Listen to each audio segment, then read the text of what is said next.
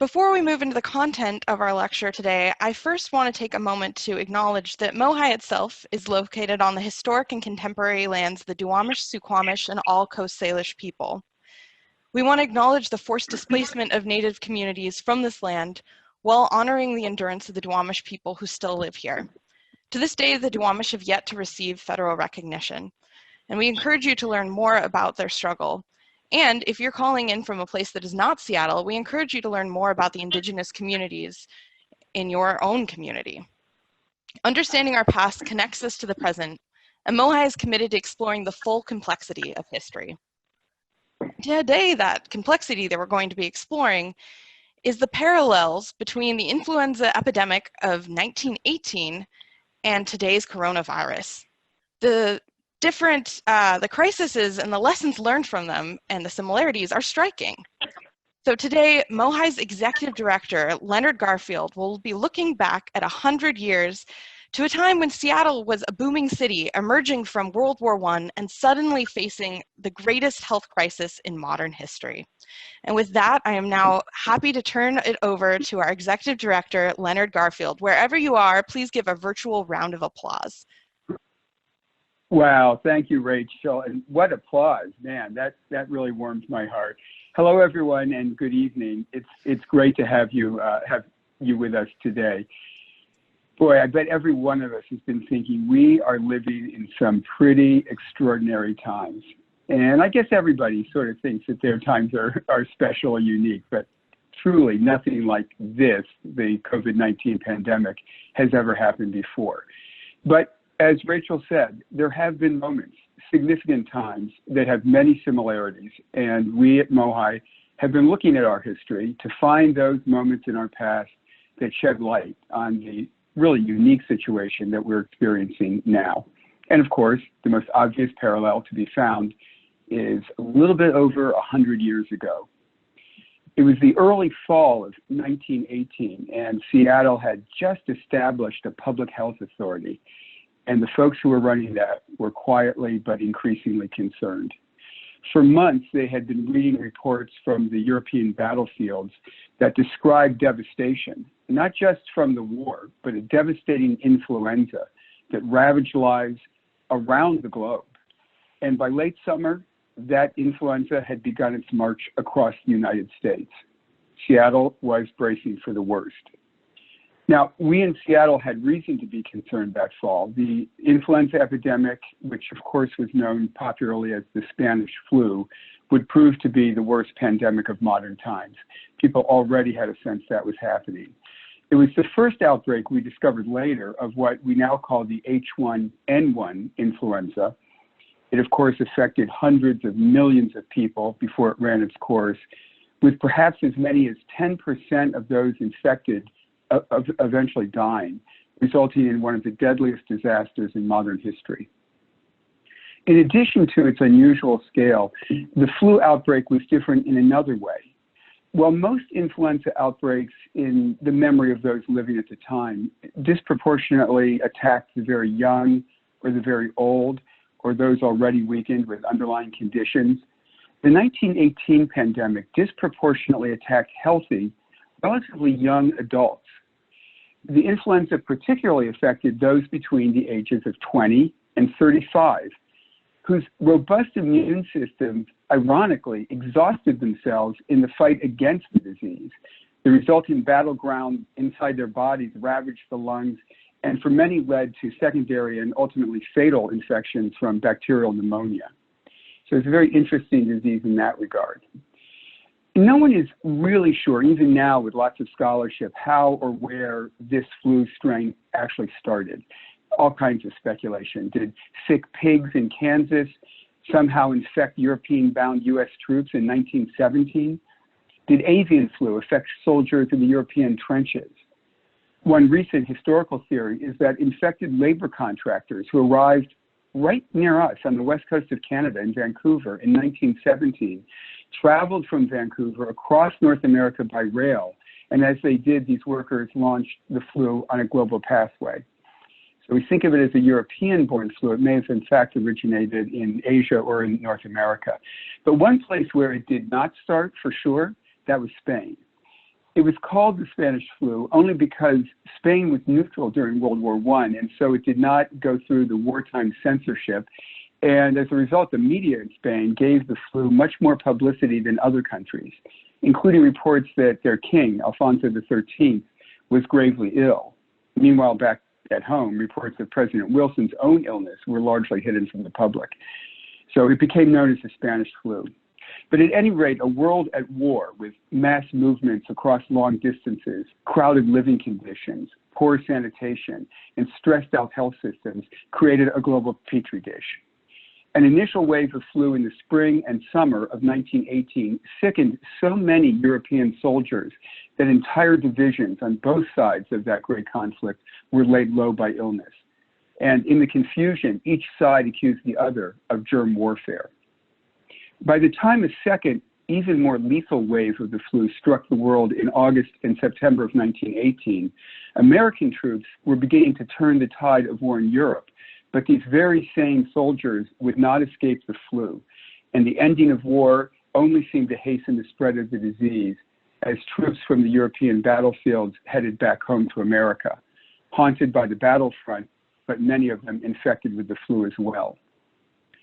The flu arrived full bore in the United States in Boston on a specific day, August 31st, 1918, with a returning American contingent of soldiers. And it very quickly spread to major cities on the East Coast, initially Philadelphia, Baltimore, others, and then it booked passage from those ports to Puget Sound the following month on a trainload of sick Navy draftees.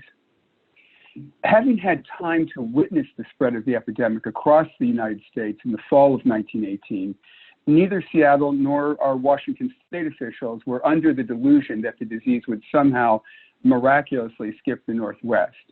The hope was rather to identify and isolate early cases quickly enough to prevent the rapid spread of the disease, thereby keeping influenza from becoming epidemic. But the deck was stacked against Seattle, and those cards would be played very soon. The Spanish flu likely slipped into Washington on September 17, 1918, when those feverish naval recruits on that train from Philadelphia ended up at Bremerton's Puget Sound Naval Shipyard. In Bremerton, Navy officials immediately took alarm at the sick sailors. They canceled all the sort of celebratory dances, and they ordered the men to keep away from any social gatherings, and shortly thereafter prohibited any external visitors from entering the shipyard. But those undertakings were ineffective. The flu was here, and it was already spreading. Less than a week later, after that initial arrival of ill soldiers on September 17th, less than a week later, 173 people beyond the sailors were stricken with what was described as severe influenza at Camp Lewis, south of Tacoma. So obviously there was some interconnection between Bremerton and Camp Lewis. Though at first Army officials refused to label it as the Spanish flu, they insisted that it was just the common cold. And so, throwing caution to the wind, they invited 10,000 civilians from Tacoma to the Fort Lewis base to watch a review of the troops and to socialize. But when the sick soldiers began developing pneumonia, Army officials placed Camp Lewis under quarantine, prohibiting anyone from either entering the base or leaving the base.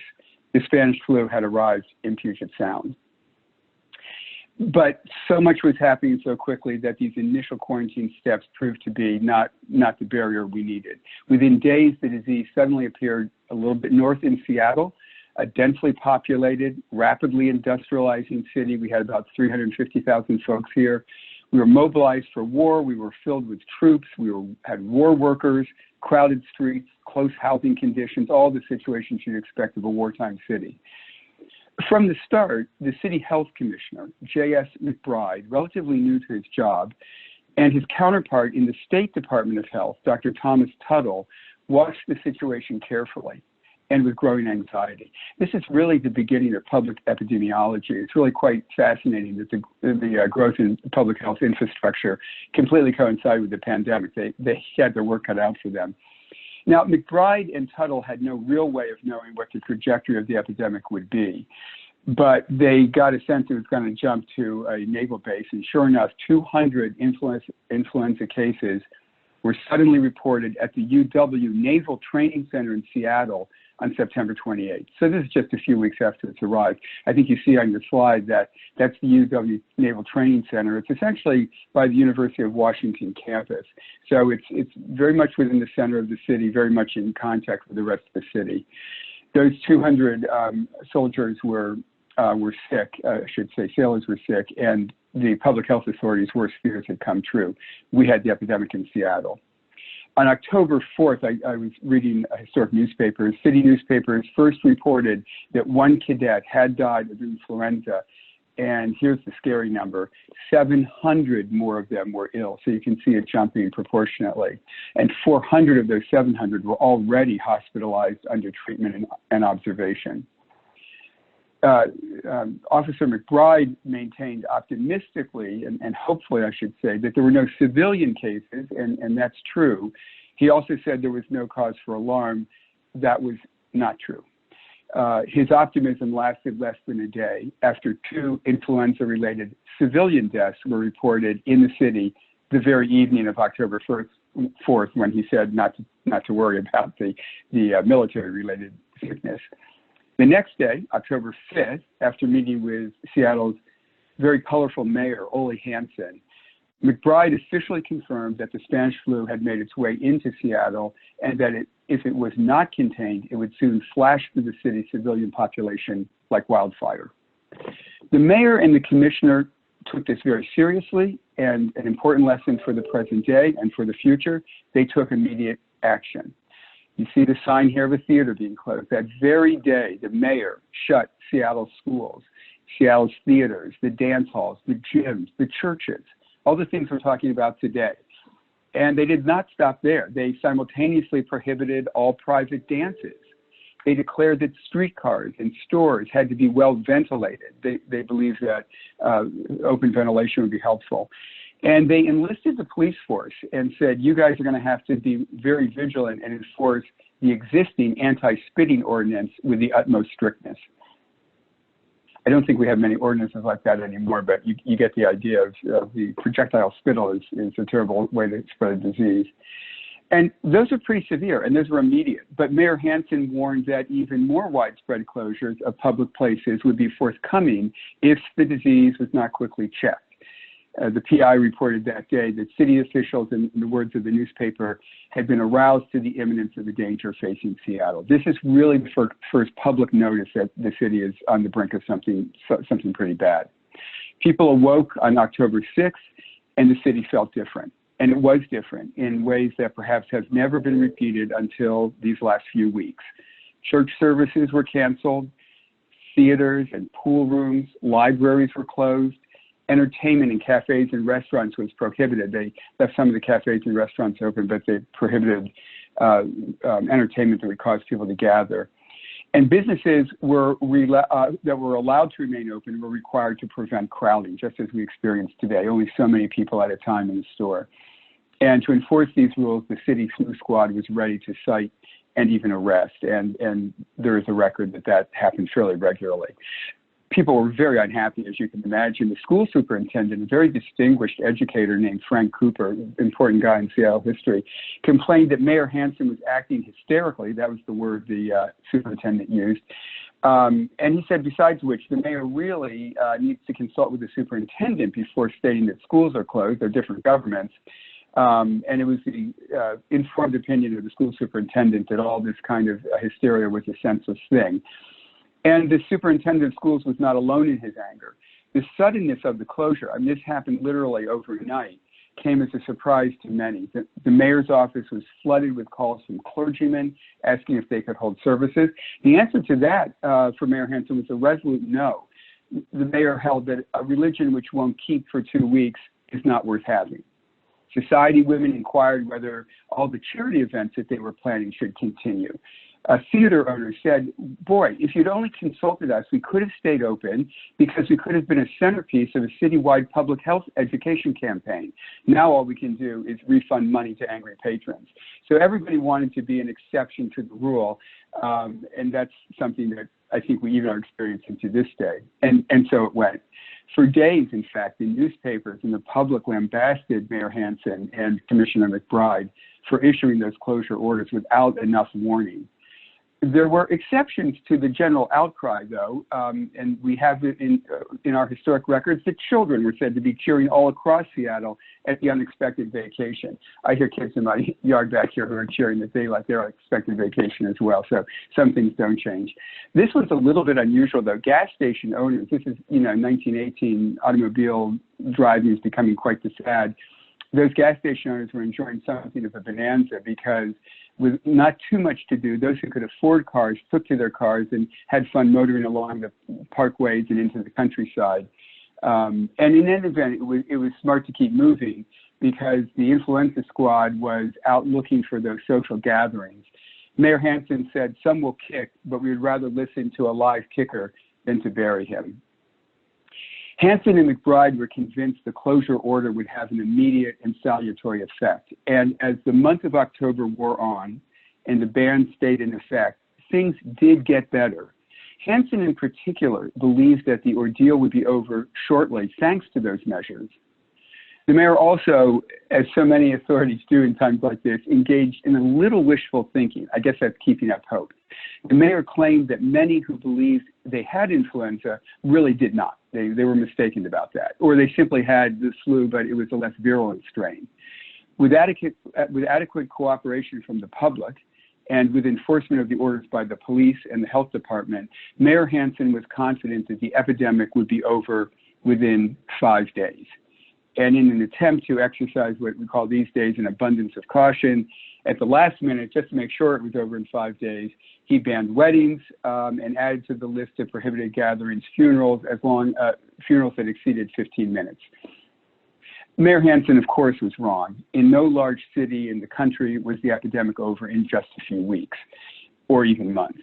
As Seattle cases mounted, McBride told the public that the city would be better served if influenza patients came to a public hospital where the work of the nurses could be carried out more efficiently than it would be in a private home. In other cities, health officers frequently ask people with mild cases actually to stay at home under the care of their family members and thus freeing up hospital beds and nurses for those who were more severely ill. And this whole issue of straining the formal hospital system is an issue we're grappling with today. One of the important parts of the story of the influenza was the role of nurses. Those returning folks from World War I were not just the male troops, but they were the mostly female nurses as well. This remarkable group of nurses that I think you see on your screen was trained to set up mobile hospitals on the battlefields of France, which they did very successfully. But their greatest service continued to serve the victims of influenza when they came back to Seattle.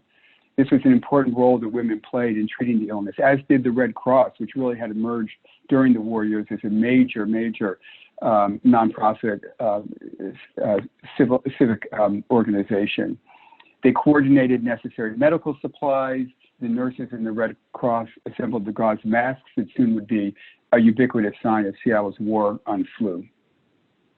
One factor that came into play in Seattle that distinguished it from other cities was that we had some time to plan. I guess that was the good thing of being on the West Coast when a flu that had entered the country on the East. And that planning was largely conducted in the context of what we might call today the military-industrial complex. Remember now, we were home to that big Bremerton shipyard, but we were also home to a massive private shipbuilding industry, which was working overtime during these war years with government contracts. Mayor Hansen was determined to work closely with the shipbuilding industry to protect that workforce. Those were considered essential workers. They also were essential to the city's economy. After all, Seattle shipyard workers accounted for some 30,000 men. That's about 10% of the city's adult population, maybe more. McBride knew that it would be difficult to keep this workforce healthy during the epidemic. He was quoted in the newspaper as saying, "With an army of men as large as we have in the shipyards, it is very difficult to keep the disease from spreading should it gain a foothold there." The solution, he thought, was fast action by the city's health laboratory, which Seattle had, and the Navy doctors to develop a flu vaccine that would be developed solely for the benefit of the shipbuilding workforce. This is really a remarkable part of Seattle history that is not as well known as it should be. To protect this army of shipbuilders, McBride proposed the inoculation of each and every one of these 30,000 workers with one of the several anti-influenza serums that these city lab and Navy doctors had developed. The mayor said, "Let no question of money or men interfere with your work. Let's produce this stuff and let's get it out there and let's inoculate these shipyard workers." And by October 11th, the city had produced enough doses of the anti-influenza serum to inoculate nearly every shipyard worker in Seattle. You can imagine how the word from this spread. Requests from all across the region came in for the vaccine. But Seattle officials held steadfast. They refused every single request except for one from Fort Worden in Port Townsend. McBride, the public health official, was very open about his reasoning. He said, "Seattle needs all the serum we can grow, and we will share it with nobody until our shipyard workers have been properly inoculated." He was convinced of its effectiveness, and he cited the initial use in a testing case at the Bremerton Yard, where only 3 mild influenza cases had developed among the 3,000 sailors who had actually been given the injection. And he claimed that no one in the city of Seattle, who had been given the 2 doses of the serum as required, had actually contracted the influenza. Now, I have to hasten to say that is not fully backed up by evidence. It's a claim that was made, but it's not completely proven. We do have to do more research on that. But it had a hopeful record. But we know that it might have slowed the spread of the epidemic, but not so strongly as had been hoped. And by mid-October, the city now had 3,500 cases of influenza. So it's a little bit, numbers getting a little bit like where the coronavirus is now. Newspaper coverage is an interesting phenomenon to look at. There were all these public health initiatives that I've discussed, which really were based on science and best practices. There was also patent medicine. There were snake oil salesmen, just as there are today, people trying to take advantage of people's fear. You can see that in this advertisement, kind of like a cartoon ad that was promoted by a local pharmacist, the weed pharmacy in Seattle. But for the most part, the newspaper coverage of the flu was quite unusual. It was very matter of fact. And when it did report on the flu, it was mostly optimistic, with the occasional humorous jab at some of the measures that were taking place. I've thought about this a little bit, and I think 2 things account for that. One is that deadly disease was far more common then, 100 years ago, than it is today. People were used to waves of death from the flu seasonally. It was part of life. It was part of a city's life cycle. So it was a little bit less shocking to hear of so many deaths. But more importantly, the war news pushed most flu stories to the inside pages. Health authorities were quoted day after day, hoping that the pandemic had peaked. That was the optimism, but it was always on inside pages, or at least for the most part, with all the coverage of the war taking front and center. But the news could not be kept out from the public. The anti-crowding measures continued. The public health authorities got very frustrated. They increasingly blamed private citizens for the continuation of the flu.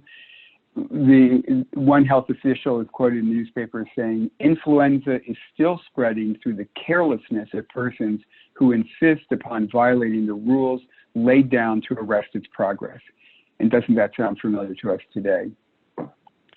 To drive home the point that the epidemic was very serious business, the city issued orders for stricter enforcement of the laws by mid-October.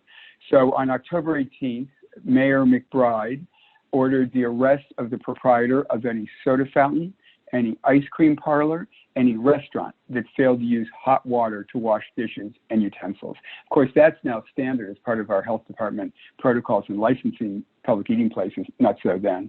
Police blotters were full of names of those charged with spitting in public and congregating, including 22 men who I read were arrested for crowding in city pool halls and hotel lobbies. The police chiefs declared that repeat offenders would be dealt with severely, and I have no evidence to suggest that they weren't. By late October, October 22nd, McBride announced that the peak of the epidemic had been reached, and that while the number of deaths would likely continue for the next week or so into November, the number of new cases would decline. This is the flattening of the curve that we are looking for in the current situation. But unfortunately, once again, the officials were somewhat premature, because the very next day, new case reports showed an increase in the epidemic, and the numbers continued to grow even larger in the following days. The city was exasperated, and the officials threatened to close all businesses except pharmacy and food stores, which they eventually did. Doctors and nurses at the emergency hospitals were so overworked and short-staffed that Commissioner McBride himself volunteered and took to the front lines. But the city insisted that stronger anti-crowding and isolation measures were necessary. They really understood the public health science behind keeping people away from each other to stop the spread. They were very, very smart and very forceful on that. Even if they had to shut down Seattle completely, which they threatened to do, that is what they were going to do in order to bring an end to this disease in the city. Complaining that people were walking about downtown on weekends when they were supposed to be at home, the mayor declared that if residents were to stay home for 2 days, it would do more to stop the epidemic than all the doctors in town. Failure to check the disease immediately, they announced, would result in the same terrible outcome that eastern cities had faced earlier in the fall as this wave moved across the country. And nobody in Seattle in any position of authority had any intention of letting that happen. So they took it to another level. And they, on the morning of Monday, October 28th, getting close to the end of this terrible month, Mayor Hansen issued a sweeping set of additional public health orders, the centerpiece of which was a mandatory flu mask to go into effect the next day. If you were going to go out in Seattle, you had to have a mask. And that is, if I'm not mistaken, exactly what the mayor of Los Angeles, Mayor Garcetti, announced today, or at least perhaps it was a recommendation. In Seattle in 1918, it was a mandatory law. On October 29th, 1918, 6-ply gauze masks, already a familiar sight, you see pictures of them, became mandatory on everybody in public in Seattle. The next day, they were required throughout the state. The state followed the city's lead on this, but they followed it quickly. Anyone shopping at a store, boarding a streetcar, or in any situation where he or she would come into contact with any other person in public was required to wear a mask. Streetcar conductors were told to admit no passenger who was not wearing a mask. When told that conductors hesitated to discriminate against passengers based on their clothing, Mayor Hansen bluntly told commuters that they best get a hold of one of the Red Cross's 250,000 masks as soon as possible, or in his words, tomorrow morning you will walk to work. And the city did not stop with masks. Following up on earlier threats, the public health commissioner closed all those ice cream parlors and their soda fountains until further notice, and forced at least the 2-day closure of all shops and all stores for an entire weekend in November. After that, all stores and offices were prohibited from opening before 10 in the morning or staying open later than 3 in the afternoon in order to prevent crowding on streetcars during rush hour. And although the stalls of the city's Pike Place Market were allowed to remain open, I mean, something in Seattle is essential, that's what's essential. McBride warned residents, do not crowd Pike Place Market. We have given notice that we don't want people downtown or in the market, he said, and no matter whom it may inconvenience, it will be necessary to use the police to keep crowds moving. If people needed to buy groceries, which of course they did, the mayor suggested they could do so at their local neighborhood store. And the city's deputized flu squad was ready to cite and even arrest those who disobeyed. Were these measures draconian? Of course. Were they unpopular? Definitely. But at last, it seemed to be working. Cases did begin to modulate and then to drop in early November. And Seattle's flu situation slowly improved throughout that month. Nevertheless, despite extraordinary pressure, the mayor and the public health commissioner were reluctant to remove the closure order, let business return to their normal hours, or allow residents to remove their masks for fear that the epidemic would take a sudden turn for the worse. There seems to be no doubt that the situation has materially improved, the mayor told the public on November 10th. But he said, according to the newspaper, I am not prepared to say just when we can relieve the city of restrictions. That was November 10th, 1918. And the very next day, one of the most momentous days in world history, all of those great plans of keeping everybody under masks and at home were more or less blown to bits because life, history, and everything else interfered with public health discipline when the armistice was announced on November 11th, 1918, bringing World War I to an official end. Thousands of joyous people in this very classic home front city celebrated in the streets. And the papers reported that while some of the parading soldiers were wearing masks, there were a whole lot of people in the crowds who were not. And the mayor, sort of responding for the first time to pressure, relaxed the mask rule on November 12th and reopened theaters and public places. The thought is that the city was over the worst of it, and it would be counterproductive to try to impose order on this very, very happy city. With the war ended and those closures listed, there was a lot to celebrate. And throngs of people packed downtown for days and frankly all through the night, filling theaters again to see performances. All kinds of fun movies had caught on, so that was happening. Crowds of patrons actually waited in line at these theaters, and by noon, most of the movie houses had to warn patrons that they only had standing room only at that point. The Post-Intelligencer of the Seattle PI had, to me, the best summary of the whole thing. The public threw its masks in the stove, piled the breakfast dishes in the sink, and hit the town for the first time on the first available streetcar. Those large-scale celebrations in early November, mid-November, and the crowding of downtown streets and businesses actually did not have much of an effect on the flu figures, and the number of new cases continued to dwindle for the remaining days of the month. There was a bit of a bounce back in mid-December. The public health authorities noticed that people were sick, but this time the mayor and the public health authorities wasted no time. They warned the public to remain vigilant and to take precautions. The medical inspector for Seattle's public schools ordered all pupils thoroughly examined every day they came to school. Mayor Hansen took yet another step that he was afraid would be viewed as too severe, but he felt was necessary, and that is, for the first time, he drafted a resolution requiring the quarantine of all suspected new cases of influenza. The change in attitude reflected the opinion that the disease might make its way back into the community via outsiders arriving by boat and train. He didn't want the city to let down his guard. And the mayor believed that if these suspected outside carriers could be quarantined right at Seattle's borders, Seattle might be spared another round of the flu without having to resort to a new set of closures. The mayor presented his case before an emergency session of City Council on December 5th. They used as their example how 15 men from lodging houses who had recently come to the city to work, all were sent to the hospital. They all had been severely ill. But under the new rule that the council did pass, the lodging house owners would be required to contact the Board of Health, and the Board of Health would come and officially quarantine those people. That quarantine resolution passed unanimously. Health inspectors immediately got busy quarantining homes. The very day the City Council passed the resolution, more than 100 placards had been posted on doors and windows of the infected. The health department was quickly flooded with phone calls from physicians and even private citizens who were reporting cases. And by November 10th, nearly 1,000 placards had been posted on quarantined Seattle homes, so you knew where to go and where to stay away from. Residents, fearing perhaps that the gathering bans and the public closures might come again, seemed eager and actually willing to do anything to help the city now rout the disease once and for all. Kids who weren't feeling well staying home from schools.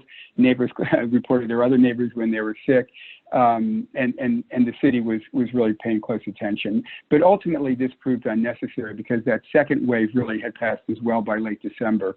Only small numbers of new cases or deaths were reported through the winter of 1919, and only 10 patients were recuperating in the city's hospitals on February 28th.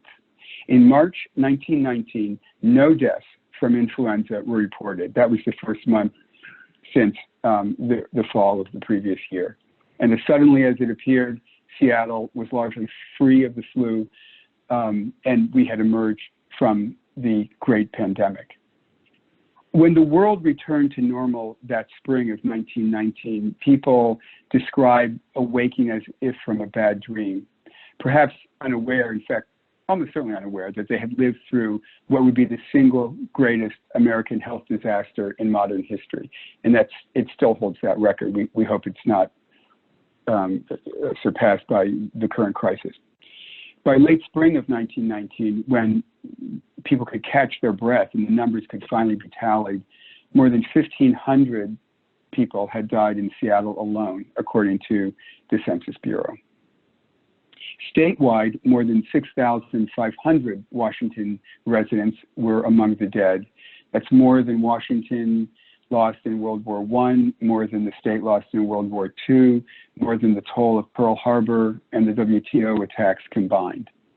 The number of dead in the United States in that period exceeded 700,000, and it's hard to pin down an exact number because we don't really know, but it's possible that as many as 50 million people perished worldwide in the Spanish flu pandemic. Simply put, that pandemic killed more people in a shorter time than any disease in world history. It reached into every corner of the globe. It annihilated villages in Alaska. It killed 1 out of every 5 people in Western Samoa. Before it was over, it is estimated that as much as 3, maybe even 5% of the world's population was lost. Compared to that devastating toll globally, Seattle fared well. It suffered a death rate from the disease approximately half that of San Francisco and only a third that of Philadelphia and Baltimore. At the end of the year in 1918, on December 31st, in the first official assessment of the tragedy, the Seattle City Health Department blamed the spread of the epidemic on several sources. I am going to quote from their official report. Handicapped by routine red tape, and then by the careful physician, careful not to report his cases, as well as the doubting Thomases of the city, and in many instances, handicapped by gross neglect on the part of persons having the disease in mild form. Because of all of this, the loss of life, health, and happiness has been appalling. But it still should be said that it was much less so in Seattle because of the quick and foresighted action of the city and its public health officials. The cause of the flu, going back to our very first thoughts this evening, was unknown in those years and is still largely unknown.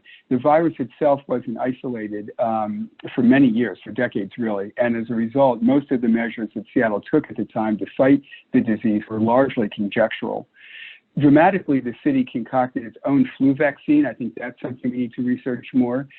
They based it on bacteria found in those who died of the disease. Again, we don't know whether that serum was as successful as it might have been. We need to do more research there. Gauze masks were widely used here, and we're still evaluating how successful that was in helping contain or not contain the spread of the disease. But what is clear is that fast and decisive action at a public level did make a difference. What may have helped most was the mayor's decision to close public gathering places, particularly schools and theaters, despite political unpopularity, and to do it as soon as he had evidence that it had reached Seattle, and to do it that very day. As a result, Seattle, as I said, had a lower rate of infection than other cities where crowds persisted far longer. And the use of strict quarantine at the end of the epidemic was probably an important measure to prevent a recurrence, even though state health authorities refused to exercise the same order on a statewide basis. Over the years, the Spanish flu has been called the Forgotten Epidemic, a pandemic that would cause round-the-clock media coverage today, as we're experiencing, received surprisingly subdued attention in 1918 and 1919. Its impact on lives was more personal and of course, profound. Yet there aren't monuments to the victims or many reflections in literature. The flu became mostly a hidden personal story, while the larger public story, until recent years, was mostly forgotten. Future novelist Mary McCarthy, for example, a Seattle native, was 6 years old when her flu-stricken Seattle family boarded the train on October 30th and headed to Minneapolis where they could find health. Shortly after the arrival, both of McCarthy's parents were dead, a bereavement that sent her to 2 different homes of relatives and forever shaped her experiences and her life as a writer. And there are other examples of that. But there were a million stories like McCarthy's, most of them, of course, unrecorded. We have some wonderful records and letters and diaries in MOHAI's collection that help share those stories. But on the larger, grander level, there's no angels in America as there is with the AIDS epidemic. There are no classic works that stand in the canon of American literature that reflect the experiences of what might be called the Spanish flu generation, the young adults who really bore the brunt of the worst disease in American history.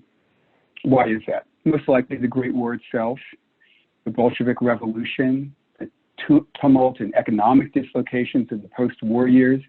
They became indistinguishable from the flu as contributing factors to the great global upheaval that shook the world to its very foundations a century ago. But as with so much history, the relevance for today is unmistakable and essential for us to understand.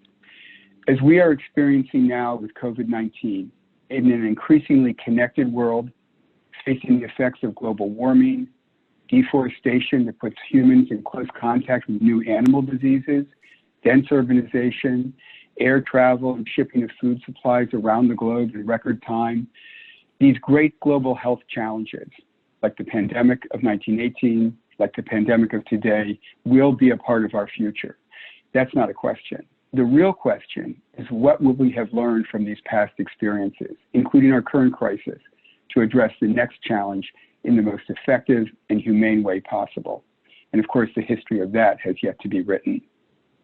So Rachel, with that, I think I am happy to answer questions or to hear thoughts that some of our participants might like to share. Yes, thank you so much, Leonard. That was wonderful. I continue to learn so much more about the parallels between 1918 and today. For those of you listening along at home, please, if you have questions, put them in the Q&A box, which will be at the toolbar, either at the top or bottom of your screen if you hover. But Leonard, we already do have a question all queued up, so I'll send that your way.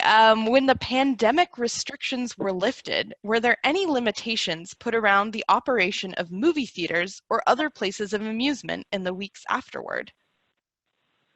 You know, I don't think that there were. There are some really fabulous newspaper accounts of specifically around theaters. The theater owners really took it on the chin with the closure. I mean, you know, much the way entertainment facilities are now. They lost an awful lot of business, and boy, were they glad to get back into it. And it was such a colorful time with all these new movies coming out. I'm going through my records here because I've come across some really good historic information that I want to share with you. But I think, you know what, I think in that case, people just got back to business as usual. There was concern from the city that we'd forget all these great lessons, and let's not get too excited too soon. But human nature being what it is, and the entertainment world dealing a little bit in fantasy, I think that those were quickly forgotten at the theater door, and people crowded in and they enjoyed their entertainment. The good news there was the flu did not seem to be coming back. Thankfully. Yeah. We had a question about the photo that we have now, and so Yeah. I actually have the info on that, so I will share. This photo is the 39th Regiment marching down 2nd Avenue in Seattle with their flu masks on, and they're passing Chasty's haberdashery, and it's from either October or November 1918. Oh, thank you for that question. Well, everybody knew that the military was sort of the incubator for some of this in terms of entry into Seattle. And so they were among the first people to really, and because they could be regimented so easily, they were practicing good public hygiene there. As you see that go down as you see them parading down, I believe that's a photograph of 2nd Avenue in Seattle. Yeah.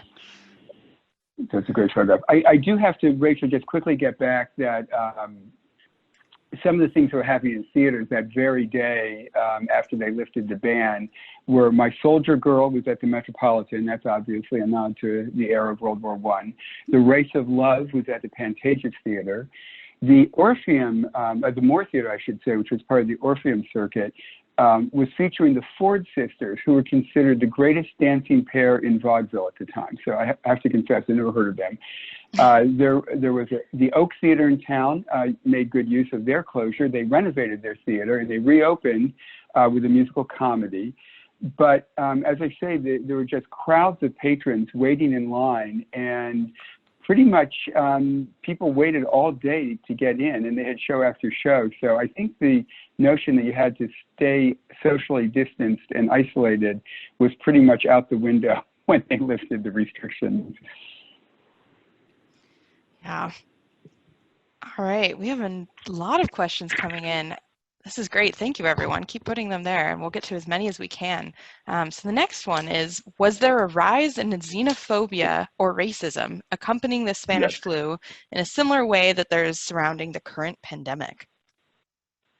I am so glad that you asked that question, virtual questioner, because there was, and it's not in the way that we are experiencing now, or that you might think about it.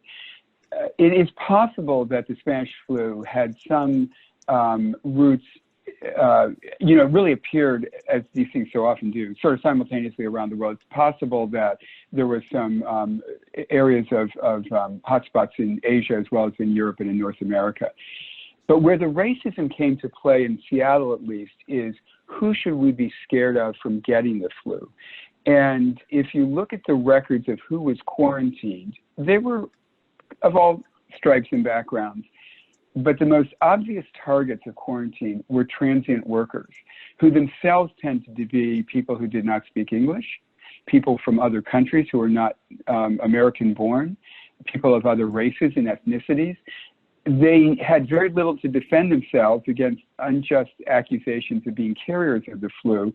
And because they weren't particularly welcome in the city under any conditions, or even in the best of times, they tended to be the ones first targeted as being the folks who brought it to us. So rather than saying, as we sometimes hear from some of our elected folks, that this is all because of China, and therefore, we throw suspicion on China, as the beginning of it, what happened in the Spanish flu in Seattle was we looked at who's going to bring it in again, and they were saying people who don't look like us. And that very often was people of a different ethnicity, of a different language, and people without the same economic resources as more middle-class Seattleites. That is very clear from the record, both in terms of the arrest record and in terms of the history of the quarantine. So that's different than what we're experiencing today in some ways, but there are some issues there of I would say, social justice that could be further explored. Thank you. Let's see. Somebody said first that they enjoyed the presentation, which I'm sure we're hearing from a lot. I'm getting great comments. Thank you, everyone, for your thank yous. I'll pass them along to Leonard as well. The question is that you mentioned the local vaccine developed from the bacteria of the flu victims, and more research is required to learn if it was effective. Are there other areas of local history related to the Spanish flu you would like to research or explore further? Oh boy, I think everything. It's so interesting. I mean, the fun thing about history is, fun is probably not the proper word. The great thing about history is that it really does give us a context for our current lives and our current situations. And this terrible situation with today's pandemic has really brought to light so many more stories of 1918, so many more stories, because it really was hardly ever researched or talked about. So I would say almost any feature of Seattle's history during this pandemic is important. I think one of the things that we need to research is I don't want to keep focusing on a few figures, because as we know from the current situation, there are so many people on the front line, people who bring medical supplies, people who pack your groceries, doctors, nurses, first responders. So I don't need to just focus on these two guys, the mayor and the public health person.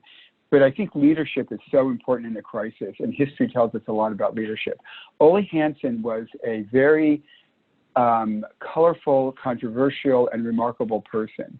He became a hero because of the way he dealt with the pandemic, which I think is viewed in history quite favorably. His strong action was viewed as decisive.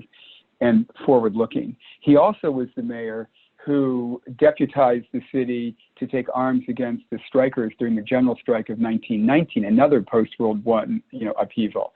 And for that, he exacerbated a very unfounded Red Scare, which he left the mayor's office and went on a national speaking tour to warn Americans that the Bolsheviks were coming.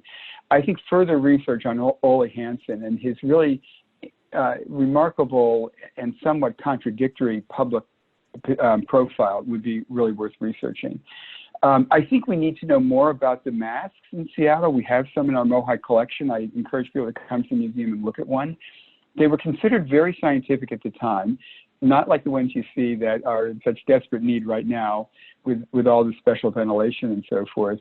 They were 6 plies of cotton gauze, and the seamstresses in Seattle Industries helped make them by the thousands and thousands and thousands. We know that they kept spittle from getting onto other people, so that was good. But did they have any real effect? I think we need to research that. And I think it would be very interesting to know more about who actually died through the pandemic. Was there any kind of pattern of death? It's said that it was, and this is true in Seattle as well, that many of the deaths were people who were in middle age, even young middle age. But were there other commonalities that we should identify? Were there certain kinds of occupations or residential neighborhoods or lifestyles that, or health conditions? I think we could learn a lot from looking at that. Much of that material is available because the city kept great records. Census Department even kept track of how many people died from the Spanish flu on a monthly basis. So there's much there to be researched. Thank you. All right. Another question. Somebody said that their great-grandfather was hospitalized with the flu at then Camp Lewis, today Fort Lewis. Can you speak to what the situation was like there?